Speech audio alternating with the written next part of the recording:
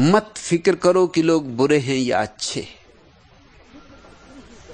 फिक्र इतनी ही करो कि तुम कहां हो, तुम क्या हो, तुम कौन हो। लोगों से लेना देना भी क्या है। आज तुम हो, कल नहीं रहोगे। दुनिया तो चलती रहेगी।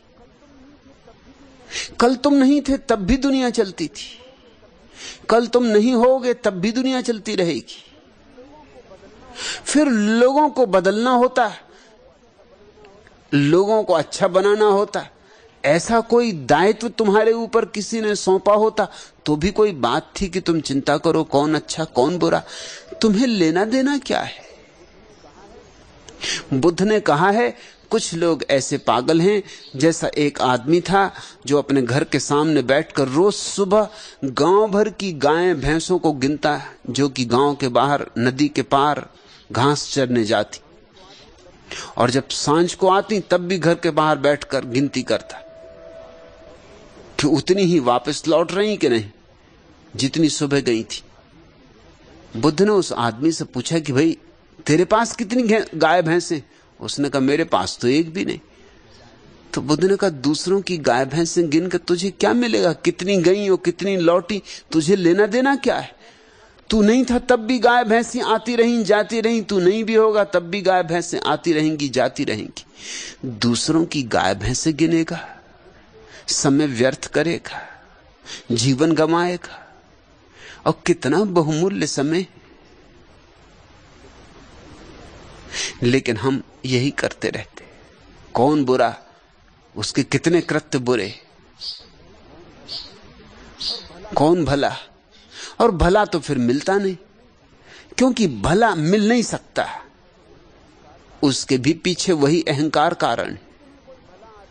जब भी तुम्हें कोई भला आदमी मिलेगा तो तुम्हारे अहंकार को चोट लगती कि मुझसे भी कोई भला है, मुझसे भी कोई बड़ा है, मुझसे भी कोई श्रेष्ठतर है, मुझसे भी कोई ऊपर हो सकता है। असंभव।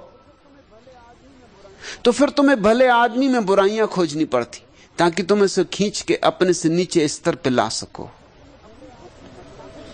अपनी बुद्धिमत्ता को निखारो,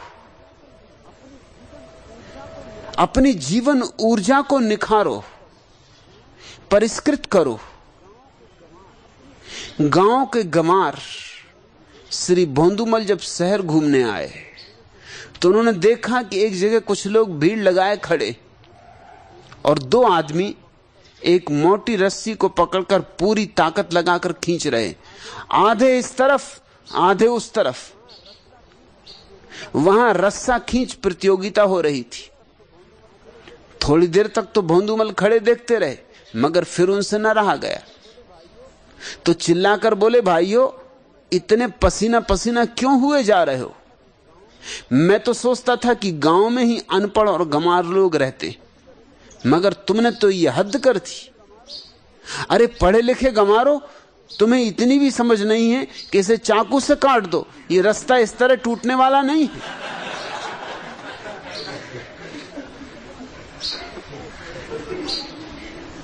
भोंदूमल तो भोंदूमल की ढंग से ही देखेंगे ना। उनकी बुद्धि तो उतनी ही दूर तक जाएगी जितने दूर जा सकती है, और सबके भीतर भोंदूमल छिपे बैठे।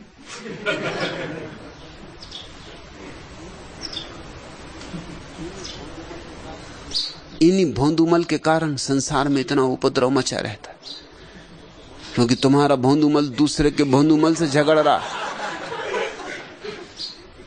भोंदूमल एक दूसरे के पीछे पड़े हुए, एक दूसरे की पत्ती काटने में लगे, एक दूसरे में बुराइयां देख रहे हैं। क्या तुम्हें पड़ी? अपनी समारोह। थोड़े दिन, थोड़ा समय,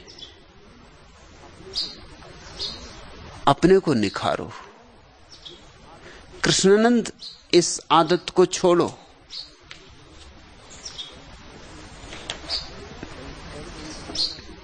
कहीं ऐसे ही समय न बीत जाए और जब भी ये आदत आएगी, बार बार पुरानी होगी, जन्मों जन्मों की, सबकी है कृष्णानंद, तुम्हारी ही नहीं। जन्मों जन्मों का अभ्यास है।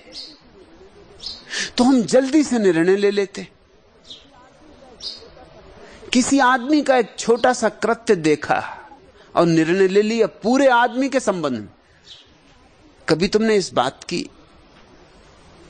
थोड़ी भी चिंतना की है कि जैसे किसी उपन्यास का एक फटा हुआ पन्ना, आधा धूधा, लकीरें भी पूरी नहीं, हवा में उड़ता हुआ तुम्हें मिल जाए और तुम उसको पढ़ो, क्या खाक पढ़ोगे? न लकीरें पूरी हैं, न पन्ना पूरा है। और पन्ना पूरा भी हो, लकीरें पूरी भी हो, तो भी पन्ना ही है, और आगे पीछे बहुत कुछ है जिसका तुम्हें कुछ पता नहीं। क्या उन आधी टूटी फूटी लकीरों, उस फटे पन्ने के आधार पर तुम पूरे उपन्यास के संबंध में कोई निर्णय ले सकोगे? लेकिन यही हम कर रहे हैं व्यक्तियों के संबंध में। एक व्यक्ति बहुत बड़ी घटना है, जन्मों जन्मों की लंबी यात्रा पीछे, उसका एक छोटा सा कृत्य तुम देखते हो। एक छोटा सा कृत्य एक लकीर से भी ज्यादा नहीं, लकीर भी अधूरी, क्योंकि उसका अभिप्राय तुम्हें दिखाई नहीं पड़ता, सिर्फ कृत्य दिखाई पड़ता है। और असली बात तो अभिप्राय है। वो जो करता है वो उतना महत्वपूर्ण नहीं है, क्यों करता है वह महत्वपूर्ण है।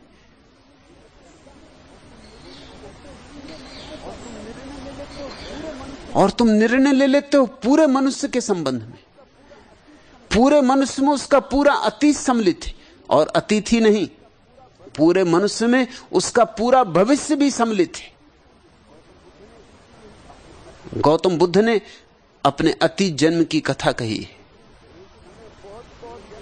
कि एक समय बहुत बहुत जन्मों पूर्व मैं एक बुद्ध पुरुष के दर्शन को गया था। दीपंकर बुद्ध उनका नाम था। मैं उनके चरणों में झुका, चरण छू के उठ भी नहीं पाया था कि मैं चौंक गया, समझ ही नहीं पाया। इसके पहले कि कुछ करूं बात हो गई, दीपंकर झुके, उन्होंने मेरे चरण छुए। मैंने उनसे कहा, आप ये क्या करते? मैं आपके चरण छूं ये तो सही, मैं अज्ञानी, मैं मूढ़, मैं मूर्छित, मैं प्रमादी।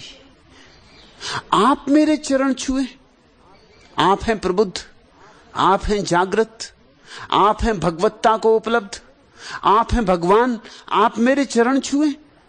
तो दीपंकर बुद्ध ने मुझसे कहा था, तू केवल अपना अतीत देखता है, मैं तेरा भविष्य भी।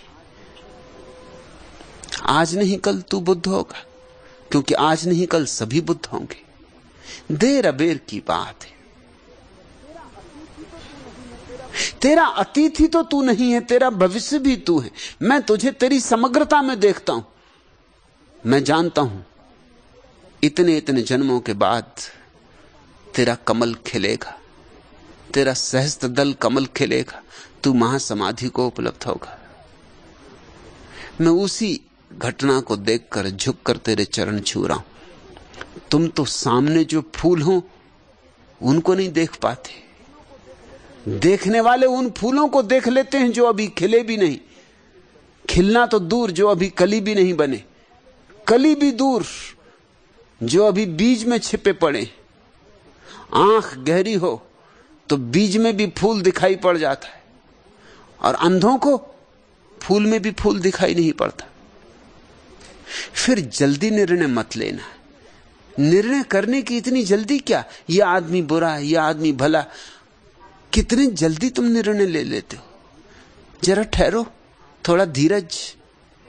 आदमी जटिल घटना है, बड़ी घटना है। एक किराने का दुकानदार बहुत ज्यादा हकलाता था। नसरुद्दीन उसके यहां गुड़ खरीदने गया। 1 किलो गुड़ लिया। दाम पूछने पर दुकानदार बोला तथा 30 रुपए। मुल्ला ने पैसे चुकाए और चल दिया। कुछ दिनों बाद फिर गुड़ लेने आया, 1 किलो गुड़ लिया। इस बार दुकानदार का छोटा भाई वहां था, उसने 3.50 रुपए कीमत बताई। नसरुद्दीन ने कहा, अंधेरे भाई, अरे 3-4 रोज पहले ही मैं गुड़ ले गया था, उस दिन 3 रुपए दाम थे, 4 दिन में ही इतने दाम बढ़ गए। आपके बड़े भाई उस दिन दुकान पर बैठे थे, उनसे पूछ लो। यदि मुझ पर विश्वास ना हो तो। मुझे आप पर पूरा विश्वास है बड़े मियां। वह आदमी बोला, असल में मेरे बड़े भाई साहब बोलने में थोड़ा अटकते, वे 50 पैसे कह पाते, इसके पहले ही आप 3 रुपए चुका के चल दिए। जरा ठहरो, जरा पूरा आदमी को बोल भी तो लेने दो।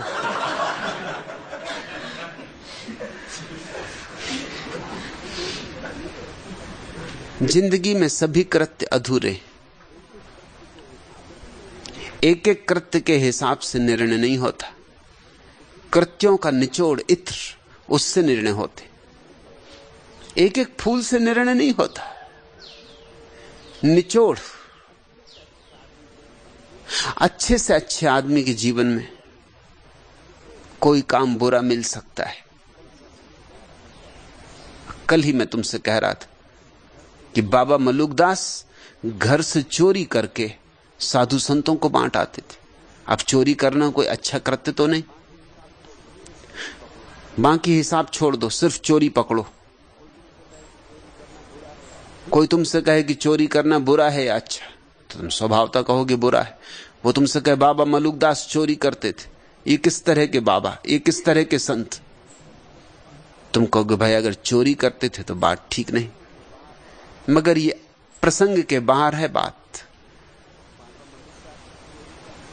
बाबा मलुकदास चोरी करते थे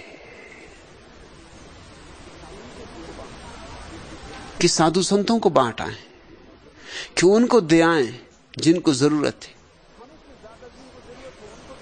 हमसे ज्यादा जिनको जरूरत है उनको दे आए। ये अभिप्राय पूरा का पूरा साथ में देख के सोचोगे तो बात बदल जाती है, बात का अर्थ बदल जाता है। प्रसंग के साथ अर्थ बदल जाते, पृष्ठभूमि के साथ अर्थ बदल जाते।